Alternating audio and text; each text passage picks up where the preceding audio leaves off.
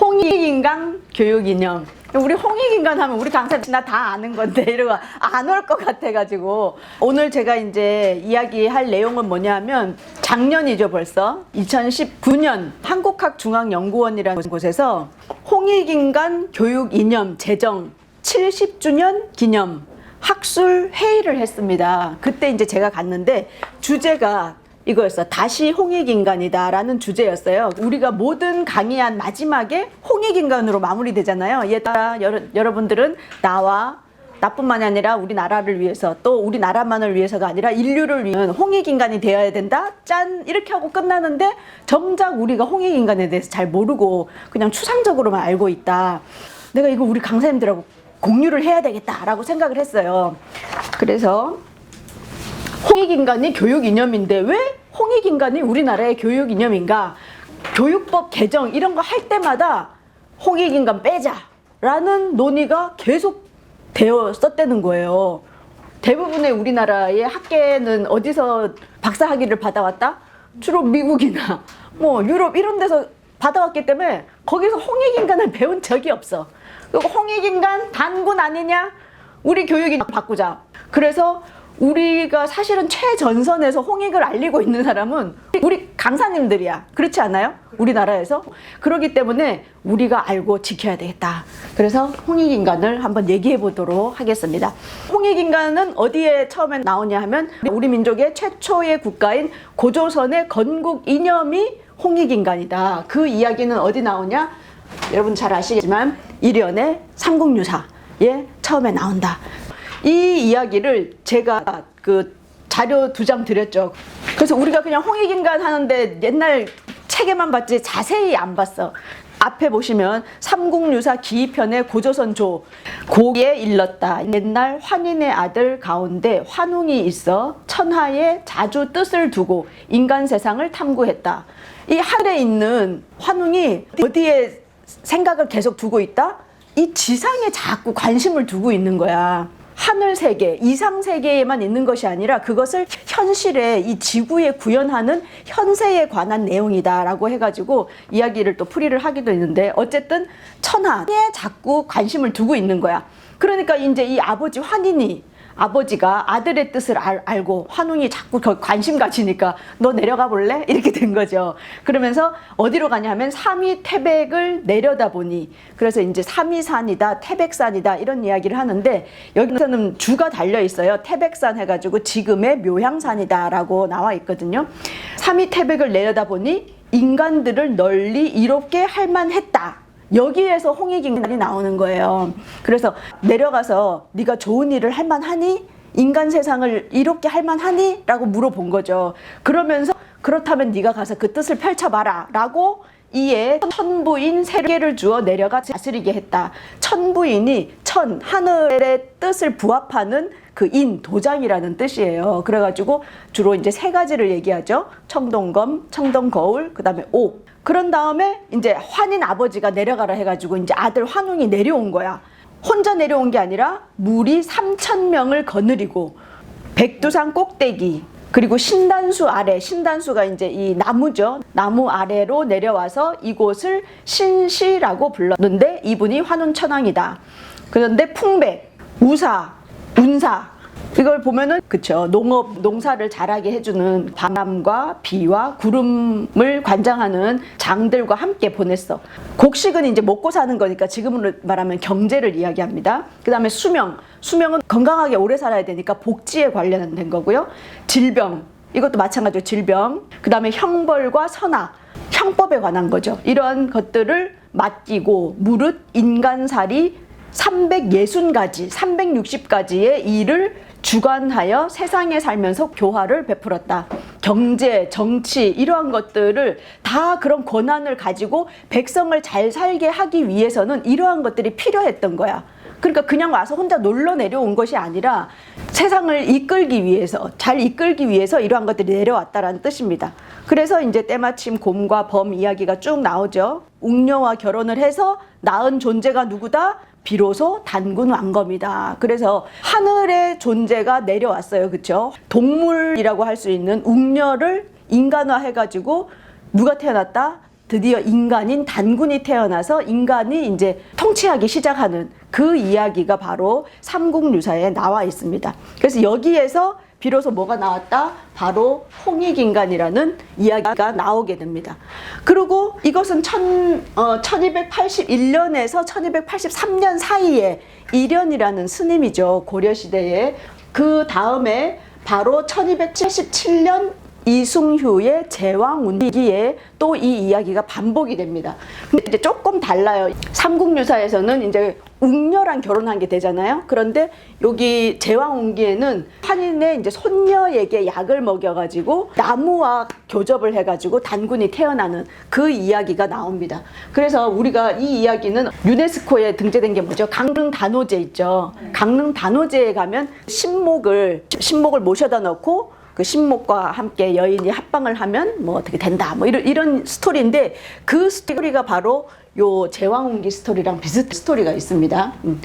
그런 다음에 고려시대에 이런 이야기가 나와요. 그리고 또 언제 이야기가 나오냐? 바로 조선시대의 세종실록 거기에 지리지에 보면 1454년이니까 단종 때 이 책이 이제 나오거든요.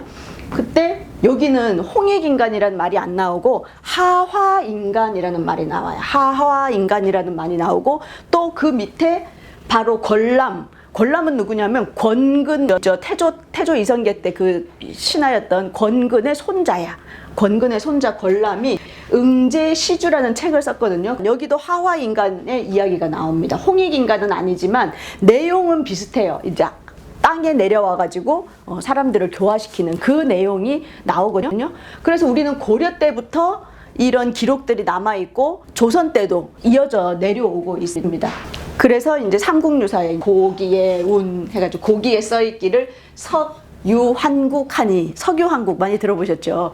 이걸 또 일제강점기 때 그 조선사 편수에서는 이걸 인자로 바꿔가지고 환국이 있었으니인데 환인이 있었으니 이래가지고 막 천년 역사를 딱 줄여가지고 했다는 그 대목이 이거예요.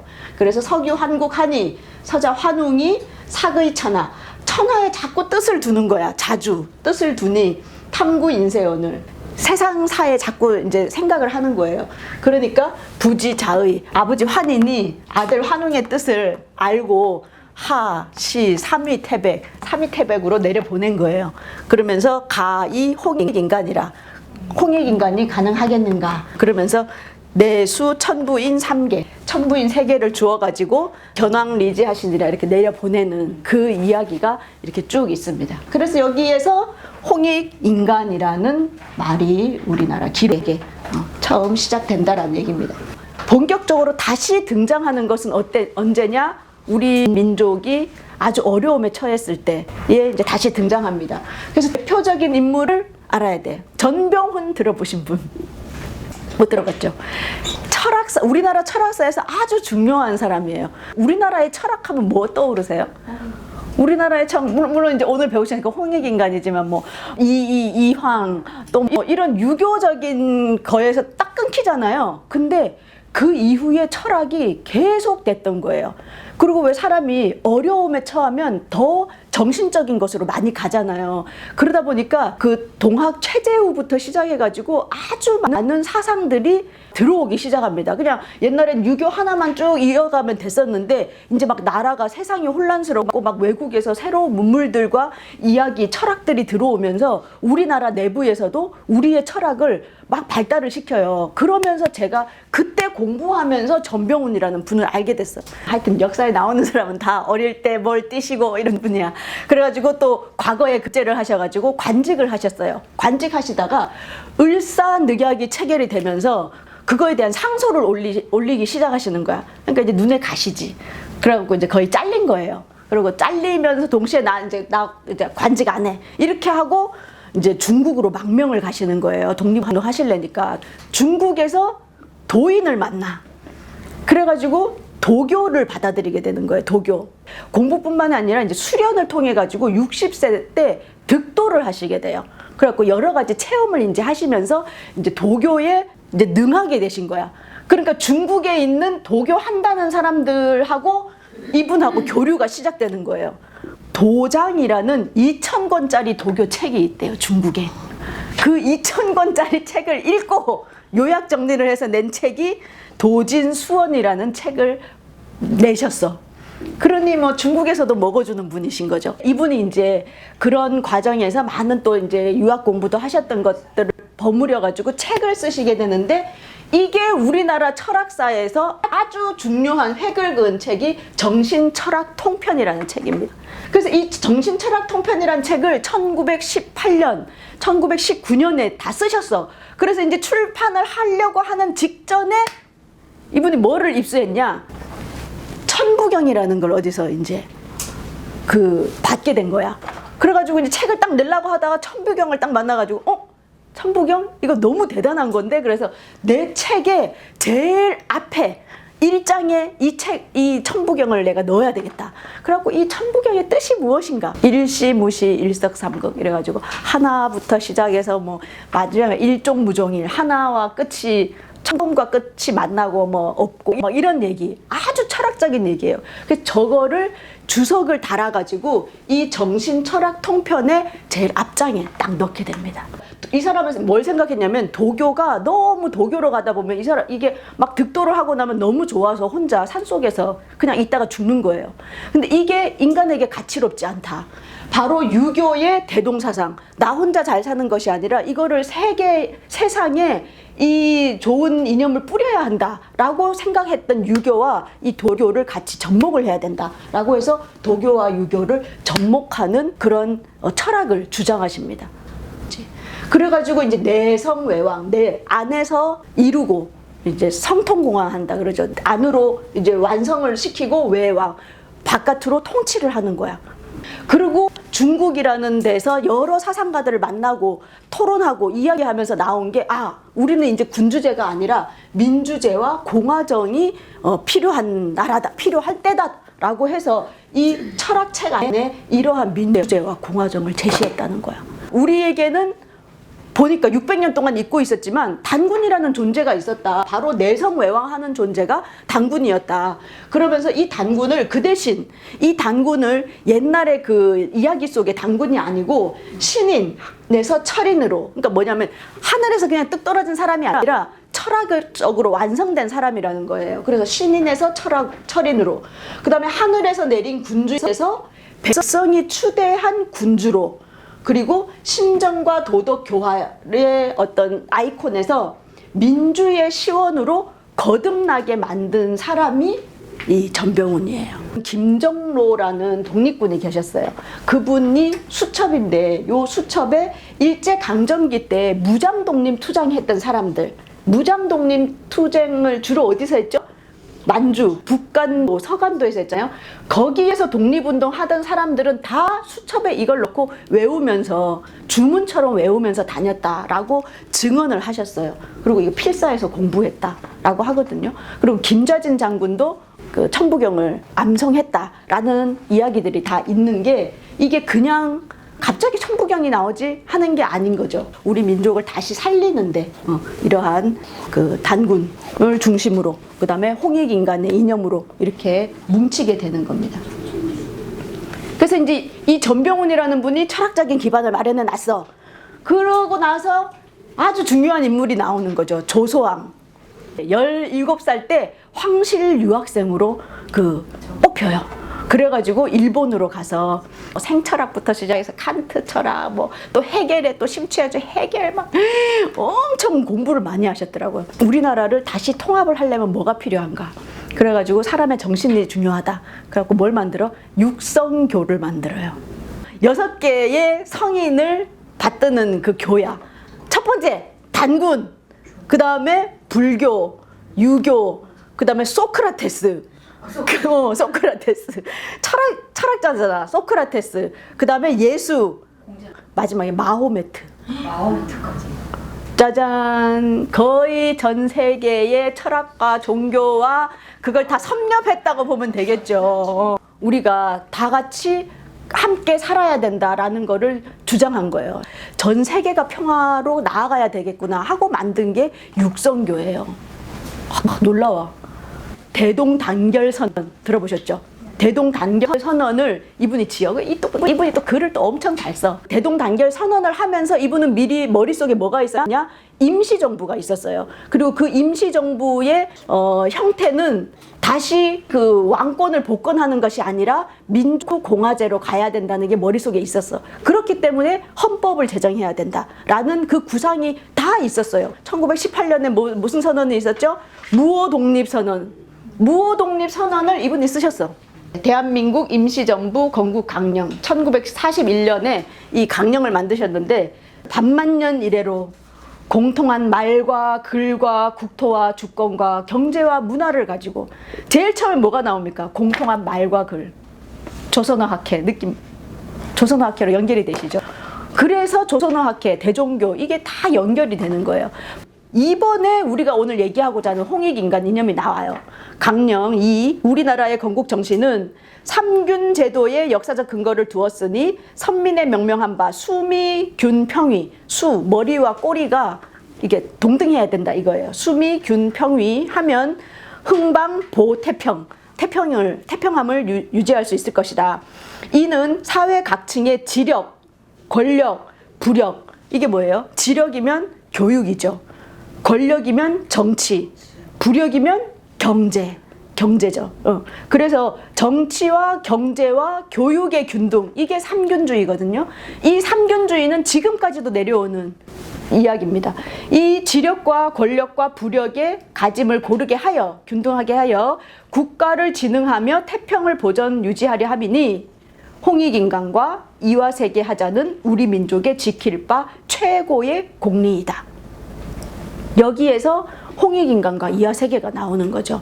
그래서 홍익인간 이야기가 이제 이 어려운 시기에 임시정부를 건국하는 데 있어서 이러한 것들이 건국 강령이 나오는 거예요. 개인과 개인, 민족과 민족, 국가와 국가는 평등해야 한다라는 이야기를 하면서 개인 차원에서는 정치, 경제, 교육의 균등, 그 다음에 민족 차원에서는 민족 자결주의를 외쳤고요. 국가 차원에서는 제국주의를 중단해야 된다. 이렇게 주장을 하시게 됩니다. 그래서 임시정부에서 우리가 김구만 알면 안 되고 알아야 돼. 조소왕. 이 기반 만들어주신 분. 네, 그렇습니다. 그리고 조소왕하고 같이 홍익인간 이념을 이야기하는 데서 같이 나오시는 분이 있어. 이 민세 안재홍 선생님은 누구냐면 신채호 선생님 바라기. 이렇게 얘기하면 아시겠죠? 민족사학자야. 그래서 이제 민족사학자고 이분 특히 조선학 운동이라는 걸 이제 하셨어요. 조선학 운동.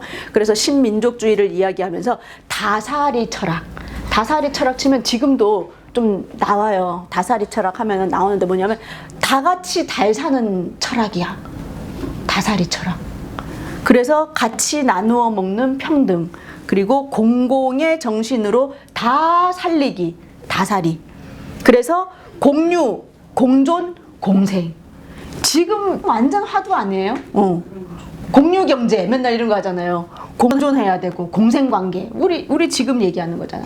그래서 이 홍익인간을 내가 왜 강사님들한테 지금 해야 되겠다라고 얘기했냐면 공유, 공존의 시대인 거야 지금은. 그래서 이 홍익인간이 뜨는 거예요. 뜨는 거. 신민족주의를 이야기하시면서 우리나라의 홍익인간을 다시 이야기하시는 그런 분이세요. 이분이 쓰신 책이 조선상고사라는 거는 신채호 선생님이 쓰셨잖아요. 조선상고사 감. 조선상고사 감이라는 책을 쓰시게 돼요. 그리고 이분이 옥고를 엄청 치르세요. 그래갖고 이 검색하면 수령표가 종류별로 있어. 근데 나중에 이분이 조선어학회 일도 하시거든요. 그때 병을 너무 많이 얻으셔가지고 이후에 되게 고생하신.